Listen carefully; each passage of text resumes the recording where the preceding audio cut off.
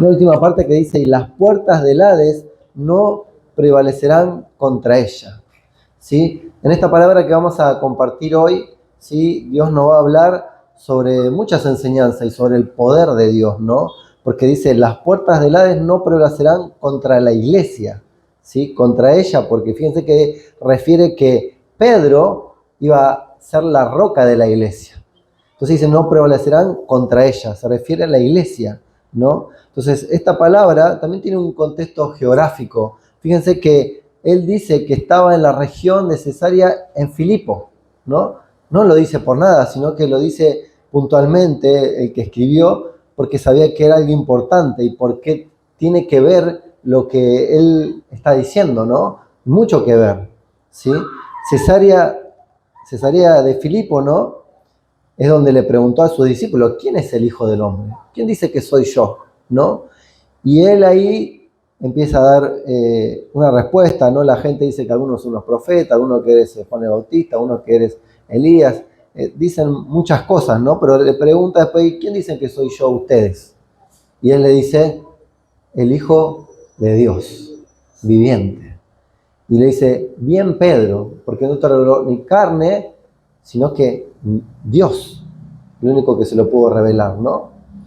Y uno diría, pero estuvieron caminando con ellos, vieron, ¿sí? Milagros, vieron prodigios, pero ellos todavía no se daban cuenta, ¿no? Porque fíjense que cuando Jesús aún hacía milagros en la barca, que fue la segunda, ¿no? Que venían el agua, la tormenta, los vientos, dice, ¿quién es este que aún tiene poder con la tormenta, con los vientos y con las aguas? ¿Pero cómo puede ser si había visto, ¿sí? Levantar un muerto, ¿no? A Lázaro, habían visto sanar enfermos, ver a una niña que estaba muerta y revivió, y ellos todavía no se dan cuenta que era el Hijo de Dios, ¿no? Era Jesús. No lo reconocían todavía, ¿no? Pero aquí Pedro se lo dijo, ¿no? Y ahí es cuando Jesús dice estas palabras, ¿no? Dice, y las puertas del Hades no prevalecerán contra la iglesia, ¿no? ¿Y saben por qué? Porque en ese lugar, en Filipo, en Cesarea puntualmente, dice que ahí estaban las puertas del Hades, las puertas de la muerte.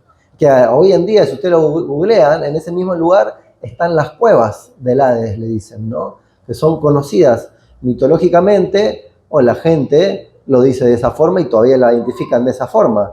¿Por qué? Porque en ese lugar, sí, había mucho paganismo, hacían cosas paganas. O sea que, ¿qué hacían en ese lugar?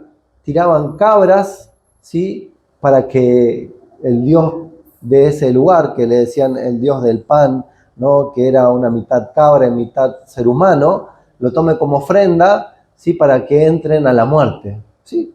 Era así, para que entre, o sea que uno va a tirar algo, una ofrenda hacia de un animal, ¿para qué? Para poder entrar a la muerte.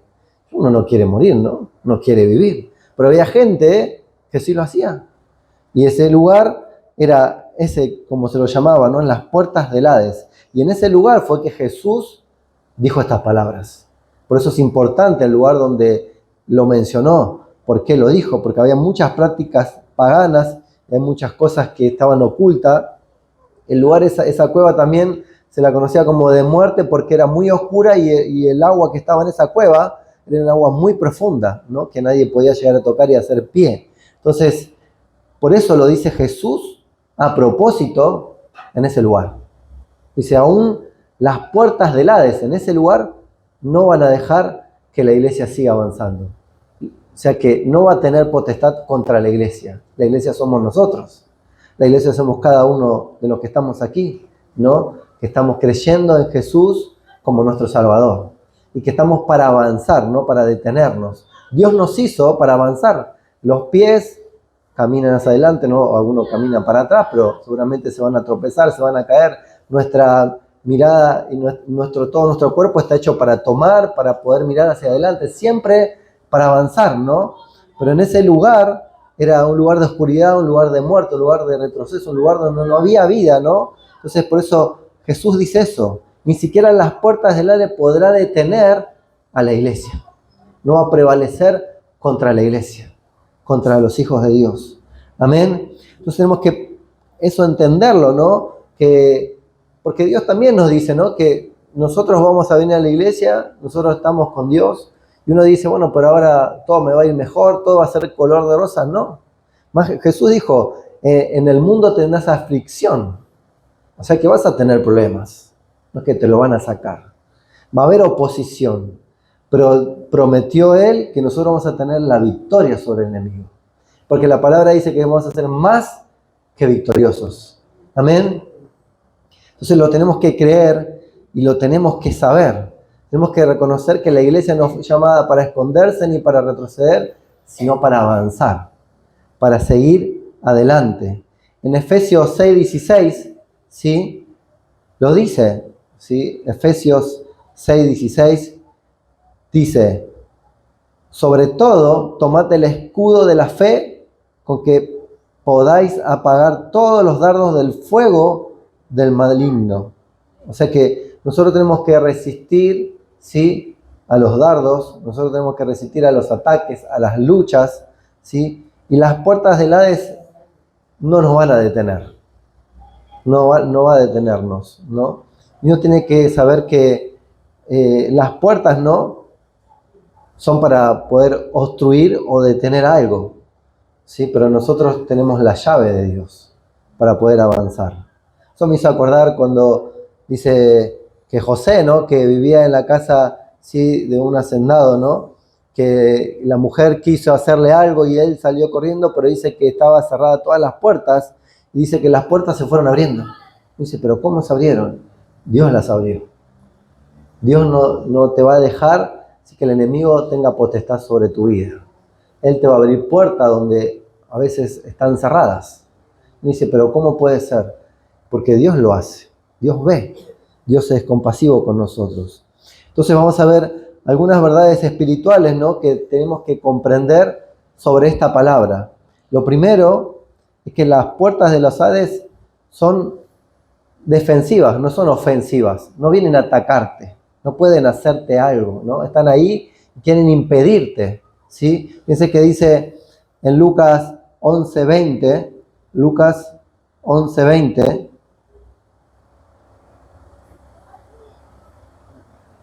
habla sobre esto, ¿no? Dice, mas si por el dedo de Dios hecho yo fuera los demonios, ciertamente el reino de Dios ha llegado a vosotros. Cuando el hombre fuerte, armado, guarda su palacio, en paz está lo que posee. Pero cuando vienen otros más fuertes que él y le vence, le quita todas sus armaduras en que confiaba y reparte el botín. Amén. Tenemos que entender que las puertas no atacan. Usted tiene una puerta en su casa, si la ataca, una vez me agarró una puerta de esas que se cierran. Me atacó. No, pero yo avancé porque dice que iba para adelante y ¿verdad?, y me agarró la puerta. Pero la puerta normalmente no te ataca, ¿no?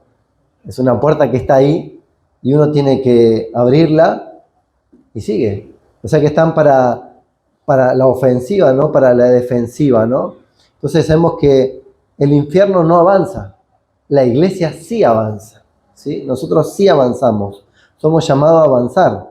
Entonces, vino que la palabra dice que el diablo anda como león rugiente viendo a quién devorar, ¿no? Y es así, viendo a quién devorar, ¿quién? A nosotros, que vamos avanzando, porque el que está atrás y el que no quiere ir contra nada, se queda ahí y no va a atacarlo, sino que va a exponer a su territorio, sí va, ¿no? No sabían si el león y la leona, no se llama leona, ¿no?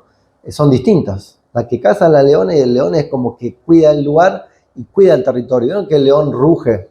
Que los dibujitos, no sé, yo me acuerdo, antes veía, bueno, no voy a decir qué dibujito porque si no se dan cuenta mi edad, pero veía los dibujitos, ¿no? Como Tony Jerry, y aparecía siempre un león, no sé si se acuerdan, y yo me imaginaba un león que todo el día estaba rugiendo. Y después cuando veo, ¿no?, en los canales que ahora hay de animales, y sí ruge, pero se queda en un lugar y ruge, y ¿qué hace? Marca el territorio, marca la zona, porque los kilómetros que está alrededor del león no viene otro león, ¿no? Porque si no hay problemas, ¿no? Entonces, el diablo hace igual, anda queriendo meter miedo, rugiendo, atemorizando, ¿no? Pero nosotros no tenemos que tener miedo, ¿no? Porque él guarda su territorio porque sabe que nosotros podemos ir a tomárselo, a cambiar, ese territorio, ¿no? Que está marcando. Entonces, tiene miedo a perderlo. Entonces nosotros tenemos que ir a contrarrestar, a salvar las almas que están perdidas, a orar por aquellos que están enfermos, a orar por la familia para que se restauren. Entonces nosotros debemos tomar todo lo que el enemigo tiene para que sea de bendición. Amén. Lo otro importante es que tenemos que entender que la iglesia verdaderamente tiene que avanzar, no se tiene que quedar, siempre tiene que avanzar. En Mateo 28, 19 dice, ¿cuál es el trabajo de la iglesia?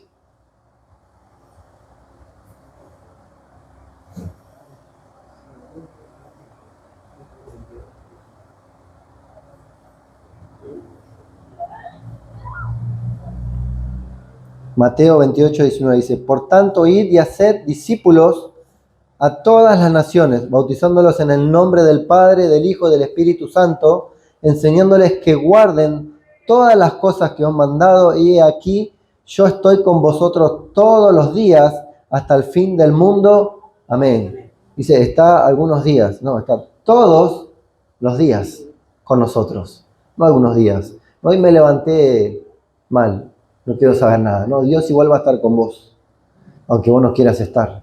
Que algunos dicen, no, hoy me levanté, no quiero hablar con nadie, no quiero que nadie me llame. Dios va a estar siempre igual. Va a estar con nosotros, todos los días con nosotros. Entonces, como hijos de Dios tenemos que saber que nosotros tenemos que avanzar. Y no es un avance, ¿sí?, como uno diría, político, material, económico, es un avance espiritual. Si nosotros a veces pensamos que tenemos que pelear con armas, con cosas, con amigos, con influencias. No, nosotros peleamos no con espada, no con escudo, con el Espíritu de Dios. Cuando nosotros peleamos con el Espíritu de Dios, no hay nadie que lo pueda vencer. Porque dice que van a caer 1000 y 10.000 a nuestra diestra, ¿no? Entonces tenemos que saber que Él está con nosotros. Y es más importante que Dios esté con nosotros que tengamos una espada, porque Él nos da la victoria. Moisés decía, si tú no vas conmigo, yo no iré. Sabía que si no iba con Dios, le podían cortar la cabeza, podía morir en el acto. Pero si iba con Él, estaba tranquilo. Entonces, nuestro espíritu tiene que ser el mismo, tenemos que ir siempre con Dios. Que Él pelea la buena batalla con nosotros. Él nos da la victoria, Él nos abre puertas, Él nos da esperanza, Él nos da vida. Entonces tenemos que saber que Él siempre tiene que estar con nosotros. Fíjense que cuando el pueblo de Israel iba a tomar la tierra prometida, siempre iba Dios delante, ¿no? Desde que entendieron que Él abrió el Mar Rojo, después el río Jordán, ¿no? Después que Jericó cayó, si después Dios no iba por delante, sabía que por ahí iba a ser un fracaso. Que fue así que en la segunda pelea, ¿no?, que van y se mandan ellos solos porque había una tribu, un reino que era chico. Y fueron y mandaron pocos soldados y salieron corriendo. ¿Por qué? Porque tomaron la decisión sin estar Dios con ellos. Pelearon con su fuerza. Si bien su fuerza era mayor, no era como la de primera, que Jericó era más fuerte, pero Dios sí le dio la victoria. Después se quedaron y perdieron. Y tuvieron que pedirle a Dios. Y cuando se volvieron a Dios, después le dio la victoria sobre más de 30 reinados.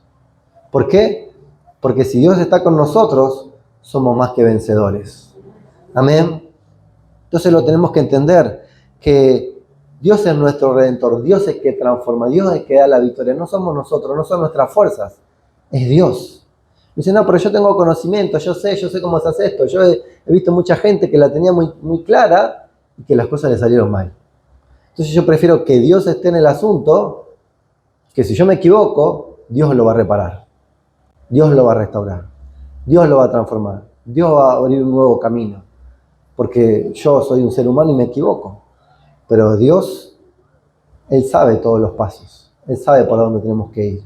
Amén. Entonces, nosotros como iglesia tenemos que avanzar para ayudar a aquellos que están en pecado, para aquellos que están arrepentidos, para aquellas vidas que necesitan transformación, aquellos que necesitan restaurarse, a los corazones que por ahí no tienen a Cristo en su vida. Tenemos que ir nosotros y orar y tocar esas vidas. Y uno dice, ¿pero cómo hago? Y solamente con decirle una palabra o charlar, y ya está haciendo algo diferente. Fíjese que los discípulos no sabían cómo, y le decían, ¿cómo hacemos, maestro? y se vayan, golpeen la puerta y díganle que el reino de Dios se ha acercado. Esas palabras sencillas. Y mire, pero ¿cómo el reino se acercó? ¿Cómo hicieron? ¿Cómo es eso? Porque Dios está reinando en nuestra vida. Y el que está con nosotros es Él. Cuando nosotros caminamos, Él camina con nosotros. Y al que nosotros le hablamos, Dios le habla. Porque Dios está con nosotros. Entonces, las palabras que nosotros digamos y lo que nosotros hagamos, Dios está bendiciendo ese lugar. Dios está bendiciendo a esa persona. Y siempre, pero yo no sé qué palabra de la Biblia decirle. No importa que le digas una palabra textual de la Biblia. Lo que vos tengas, que Dios te dio, eso es de bendición. A veces es más fuerte un testimonio, a veces es más fuerte algo que vos les digas que creíste, que lo tomaste y que Dios te hizo victorioso, que le recites una palabra, ¿no? Entonces, eso salva vidas, eso transforma familias. Amén. Entonces, nosotros tenemos que saber que tenemos que avanzar, tenemos que seguir hacia adelante, no quedarnos, ¿sí? Porque si nos quedamos atados, no sé, en los problemas, en el pasado, en las circunstancias, en el pecado, y no vamos a avanzar y no vamos a tomar lo que Dios tiene para nosotros. Esto me lleva a una ilustración que leía, ¿no? De una persona, un hecho real, ¿no? Que tengo el nombre acá, espere que se lo voy a decir por si después lo quieren buscar, ¿no? Se llamaba Aaron Ralston. En 1996 pasó esto, en el cañón de Utah, en Estados Unidos. Dice que el hombre, sé que estaba en la montaña, y que le cayó una roca y quedó atrapado su brazo, ¿sí? Quedó su brazo atrapado ahí y dice que tenía poca agua para poder sobrevivir. Le quedaba agua como para 4 o 5 días. Entonces él intentaba mover la roca, gritaba, desesperado, pasaba, dormía, estaba ahí y pasaban los días, ¿no? Y dice que tuvo que tomar una decisión dolorosa, pero que lo iba a librar, ¿sí? Entonces dice que él que hizo, dice que agarró un cuchillo muy pequeño que tenía y empezó a cortarse el brazo. Imagínense el dolor, ¿no? Cortarse el brazo ahí sin anestesia, sin nada, pero dice que lo terminó haciendo y se liberó. Y caminó y llegó a un lugar y fue asistido y salvó su vida. Y yo decía, él no perdió un brazo, salvó una vida, ¿no? A veces nosotros no queremos perder algo para salvar nuestra vida. Por ahí tenemos que dejar, no sé, el pecado, por ahí tenemos que dejar algo del pasado, por ahí tenemos que dejar una amistad, por ahí tenemos que dejar un mal hábito. No lo queremos dejar y perdemos la vida. En vez de tener una vida con bendición, con propósito, que Dios tiene para nosotros. Entonces, a veces duele, ¿no? Dejar algo para poder avanzar, pero lo tenemos que hacer, ¿sí? Una crisis, una ruptura, una sacudida, una pérdida, pero tenemos que seguir avanzando, porque si nos quedamos, es como que no vamos a recibir lo que Dios tiene para nuestras vidas. Tenemos que seguir avanzando, ¿sí? La palabra dice que todo pámpano que lleva fruto, ¿sí? Lo limpiará para que lleve más fruto. O sea que lo va a podar, lo va a cortar. ¿No? Que los árboles se cortan en otoño, ¿no? ¿Para qué? Para que crezca con más fuerza. Porque si uno no lo corta, no crece más. Queda así. Y a veces Dios tiene que cortar partes nuestras para que crezcamos más. Tiene que quitar las cosas que no son de bendición para que crezcamos más espiritualmente. Entonces a veces a nosotros no nos gusta que poden partes nuestras, que quiten, pero es necesario. La palabra lo dice. Entonces tenemos que saber que eso va a doler, no nos va a gustar, nos va a incomodar, pero lo tenemos que hacer. Amén. A mí me pasaba que cuando yo tenía pelo largo, ahora yo estoy así, pero en un tiempo tenía pelo largo, y tenía pelo largo con rulo. ¿Quién me conocía? Ah, Gaby me conocía, y algunos también me conocían, cuando tenía pelo largo. No voy a tener una foto y voy a poner ahí. No. Y entonces me decía, ya tenés que cortarte el pelo, como yo le digo a mi hijo a veces, porque tenía el pelo así, con rulo, ¿no? Y yo decía, no quiero cortarme, te vas a tener que cortar el pelo. Y mi mamá me cortaba el pelo bien cortito, me mandaba a cortar, ¿no? Y a mí no me gustaba, pero sabía que me tenía que cortar para que el pelo me crezca con más fuerza. Un día, bueno, me creció más, ¿no? Pero bueno, es así, a uno no nos gusta, nos incomoda, pero tiene que ser, ¿sí? No tenemos que quedarnos, tenemos que avanzar. Si nosotros nos quedamos con algo, no avanzamos, ¿sí? Tenemos que ir para adelante. Si él se quedaba ahí, moría. Pero él decidió cortar eso que lo tenía atrapado y avanzar y caminar con todo el dolor, ¿no? Entonces, él vivió, él siguió, ¿sí? Y muchos de nosotros no queremos cortar con eso para tener una mejor relación con Dios. No queremos dejar con aquello que nos domina para que Dios haga lo suyo. No queremos sacar la vieja identidad para tener una vida nueva, porque dice que Él nos hace nuevas criaturas. Entonces nosotros no queremos ser nuevos, queremos ser igual, pero con este poquito cambiado, con aquello poquito cambiado. Dice que Él tiene que cambiarnos todo. Dios cambia mentalidad, alma, espíritu, todo nos cambia, nos renueva, ¿no? Entonces tenemos que dejarlo que Él haga. En Isaías 43, 18 dice: no os acordáis de las cosas pasadas, he aquí que yo hago cosa nueva. ¿A quién le gustan las cosas nuevas? A mí me encanta. ¿Vieron cuando alguien compra algo nuevo? Tiene olor a nuevo y dice: ¿dónde se consigue el olor a nuevo? No sé si algunos entraron un 0 kilómetro y tienen olor a nuevo y dice: y le ponen un perfume. ¿Cómo puede ser, no? Pero hay cosas que tienen olor a nuevo y a nosotros nos gusta lo nuevo, todo lo nuevo. Bueno, Dios quiere darnos una vida nueva, algo nuevo para nosotros, que a la gente también le va a gustar y a nuestra familia también le va a gustar, porque va a decir: mirá cómo cambió aquel, mirá lo que hizo aquel, mirá cómo es aquel ahora.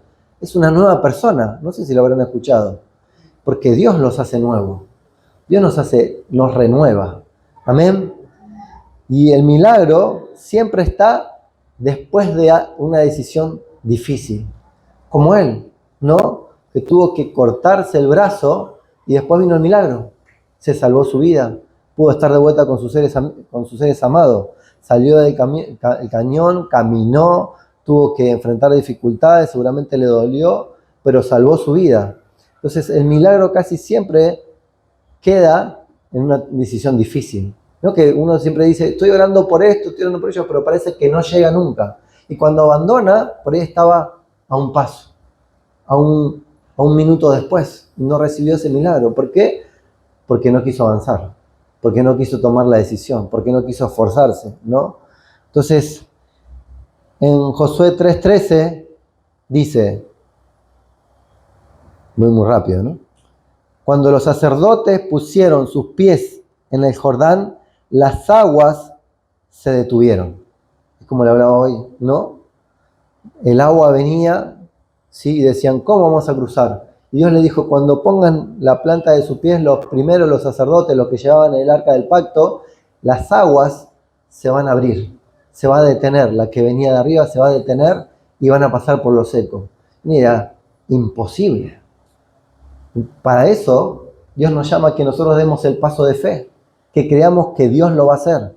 Nosotros tenemos que creer y tomar el milagro. ¿Y cómo lo hacemos? Avanzando, no quedándonos. Es como que cada vez que nosotros caminamos, estamos caminando en el aire y Dios pone un suelo, Dios pone el piso abajo. Dios lo hace. Yo le puedo contar muchas de mi historia, ¿no? Que Dios abrió justo en el momento. Lo hizo justo en el momento. Y yo decía: ¿cómo voy a hacer? Y Dios lo hizo. ¿Por qué? Porque yo seguía avanzando, tomando lo que Dios me prometió. Porque si Dios te dijo que ibas a llegar a la tierra prometida, Él lo va a hacer. Entonces, si había un impedimento que era el Jordán, o era el Mar Rojo, o el desierto, Dios te lo va a hacer cruzar. Aunque vos veas que es imposible porque no hay un puente, ¿cómo vas a cruzar? Dios abre los caminos donde no lo hay. ¿Cuántos lo creen? ¿Cuántos le pueden dar un aplauso al Señor?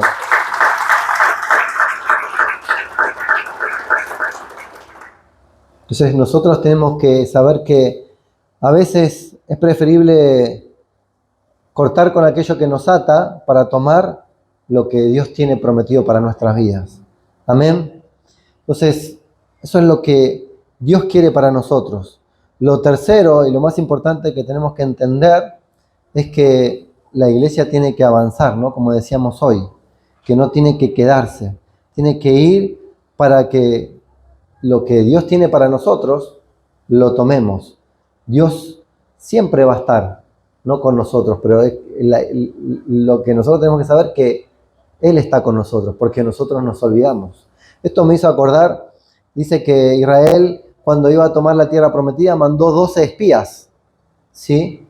Y 2 dice que volvieron y tenían un informe. Y los otros 10 tenían otro informe. Habían visto lo mismo, pero dijeron cosas distintas. Y uno puede decir, ¿cómo puede ser que si todos vieron lo mismo, dijeran diferente, ¿no? ¿Vieron que cuando uno le pregunta a uno, le dice una cosa y otro le pregunta, y parece el teléfono de compuesto? Bueno, así había pasado, pero Dios le había prometido esa tierra. Y si uno toma la promesa, por más que hay muchos que se opongan, no importa, porque Dios es el que promete. Y si Dios promete, Dios no miente, Dios cumple. Y saben que vinieron 10 y dijeron, no, la tierra está ocupada.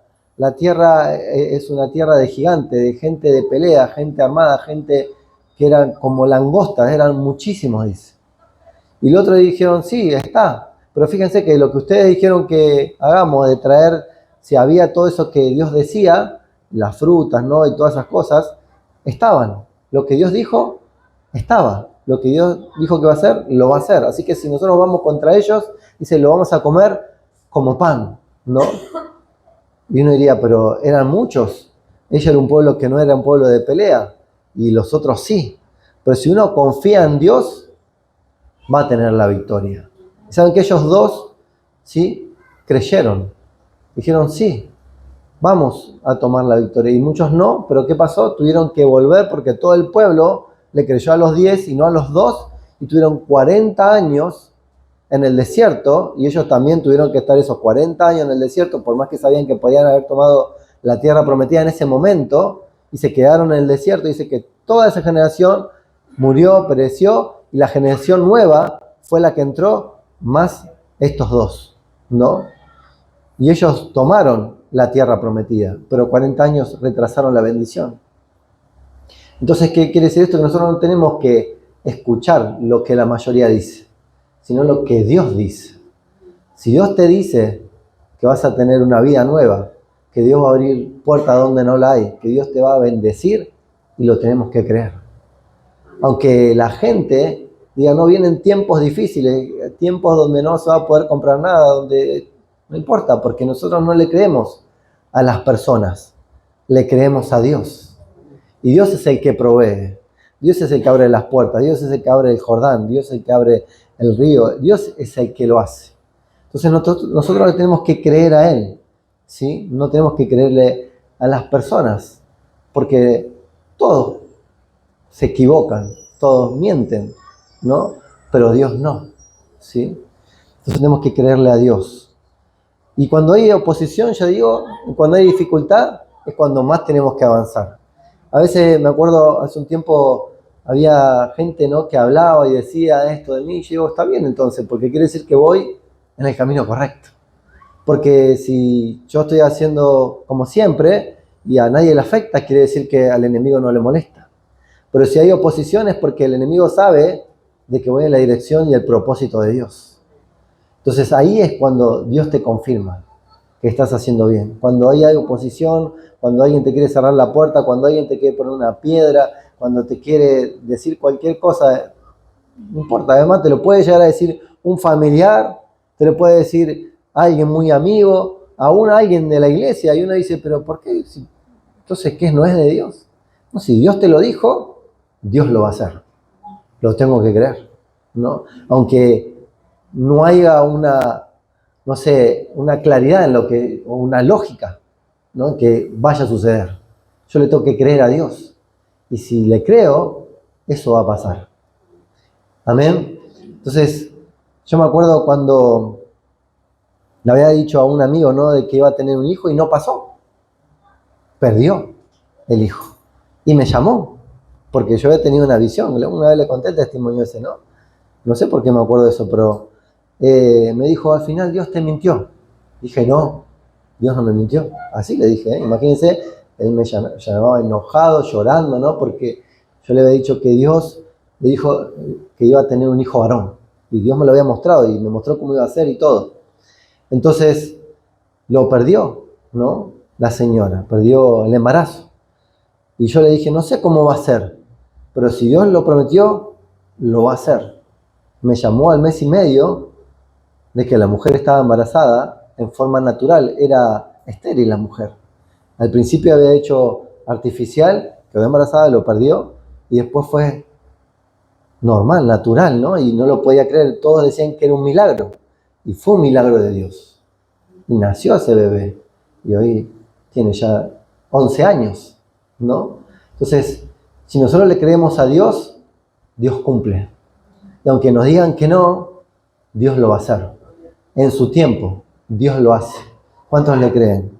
Amén. Entonces nosotros tenemos que creerle a Dios. Aunque nosotros digamos, no lo veo, no tengo claridad. Pero si la palabra de Dios vino a mí, eso va a ocurrir. Amén. Dice que un hombre en 1952, en los Juegos Olímpicos de Helsinki, ¿sí? Dice que estaba corriendo, este se llamaba Emil Sotapek, ¿no? Corría 5.000 metros, pero dice que a la mitad, ¿sí? Empezó a quedarse, empezó a cansarse, y es como que ya no podía avanzar, no le respondían las piernas, le dolían, es como que sentía un cosquilleo, ¿no? Y se quería quedar. Y entonces muchos se rendían, pero él decidió seguir avanzando. En vez de frenar, aceleró. Dice que empezó con ese dolor, empezó a pasar a uno, empezó a pasar a otro, empezó a pasar a otro, y no se quedó. Y lo increíble fue que salió primero, ¿no? Y todos les preguntaban, ¿no? ¿Cómo fue que pudo haber salido primero si estaba a la mitad, ¿no? ¿Cómo pudo haber avanzado tanto? ¿Cómo pudo haber ganado, ¿no? Entonces, él dice que la victoria, dice, no está en parar, sino en avanzar cuando uno ve que no se puede, ¿no? Porque a veces muchos nos quedamos porque estamos cansados, agotados, agobiados, y ahí es cuando tenemos que esforzarnos. Ahí es cuando tenemos que decidir avanzar, ¿no? Porque muchos, ¿qué hacen? Quieren, ¿no?, la victoria, pero no quieren luchar, no quieren esforzarse. A Josué le decía, esfuérzate y sé valiente. ¿Por qué se lo dijo muchas veces? ¿Será porque era medio perezoso? ¿Será porque sabía que se iba a cansar rápido? ¿Porque tenía que luchar contra más de 30 reinos? Porque no era fácil lo que iba a enfrentar. No era un reino, eran más de 30 con los cuales tenía que pelear. Entonces por eso le decía, esfuérzate y sé valiente. Muchos quieren milagros, no quieren proceso. Hay procesos, ¿no?, en los milagros, siempre. Entonces, uno quiere promesa de Dios, pero no quieren un sacrificio, no quieren esforzarse, no quieren venir a adorar, venir a buscar de Dios, orar, leer la palabra. Entonces, ¿quiere un milagro? Sí, Dios, haz esto, ¿no? Ya está. Como me acuerdo una vez me pidió alguien, ¿no?, que ore por esa persona para que se vaya. Y yo decía, no puedo orar por una persona, sino puedo orar para que esa persona se transforme, para que esa persona sea de bendición, pero no quería congregarse, no quería hacer nada, solamente quería un milagro, ¿no? Entonces, tenemos que sacrificarnos para poder tener un milagro también, ¿no? La Biblia dice en Juan 16:33, ¿no? Dice, en el mundo tendréis aflicción, pero confiad, yo le he vencido, ¿no? Como decíamos hoy, nosotros tenemos que saber que tenemos la victoria, pero no dice que no vamos a tener, ¿sí?, aflicción, no dice que no vamos a tener cansancio. Es una decisión nuestra seguir avanzando. Aun cuando estemos cansados, aun cuando haya dificultades, tenemos que seguir avanzando. Como este hombre, ¿no?, Zatopek, que no ganó la carrera porque no estaba cansado, estaba agotado, le dolían las piernas, dice que no sabía cómo hacer, pero él decidió continuar, aún con su cansancio, y se dio la victoria, ¿no? Entonces por ahí nosotros tenemos luchas familiares, por ahí tenemos, no sé, crisis económicas, por ahí tenemos batallas espirituales, o por ahí tenemos temporadas donde decimos nada sale bien, ¿sí? Pero nosotros, ¿qué tenemos que hacer? Seguir, no tenemos que detenernos. Que todo eso va a cambiar. Si nosotros seguimos, vamos a ver la victoria. ¿Por qué? Porque Dios está con nosotros.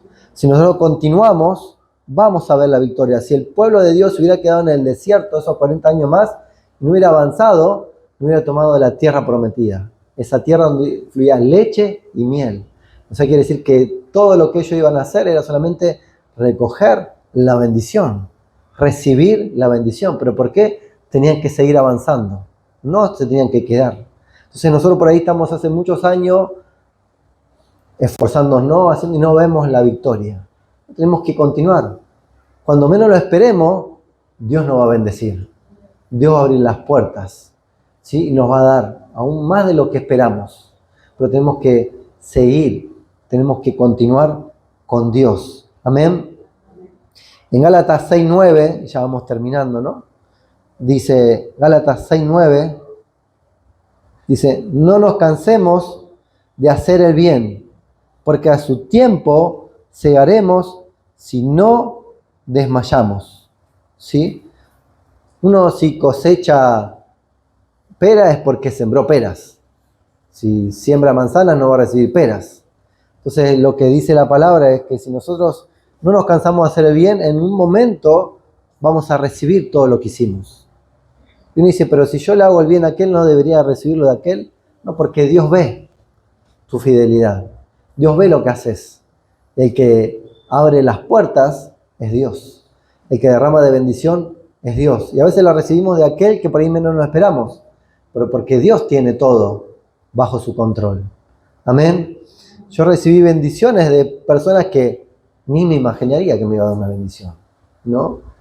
Ni lo creería, pero Dios hace así, ¿no? A veces manda cuervo a que te alimenten. Él hace como Él quiere, ¿sí? Entonces, no ganan los que se cansan y los que se quedan, sino los que continúan y no se rinden. Dios nos está llamando ¿a qué? A que no nos rindamos, a que continuemos, ¿sí? Entonces, Dios quiere para nosotros lo mejor, ¿sí? Podemos avanzar y conquistar las puertas del Hades. ¿Por qué? Porque la presencia de Dios está con nosotros. Vamos a leer Deuteronomio 31:23 y ahí sí ya terminamos, perdón, me pasé un poquito. Deuteronomio 31:23.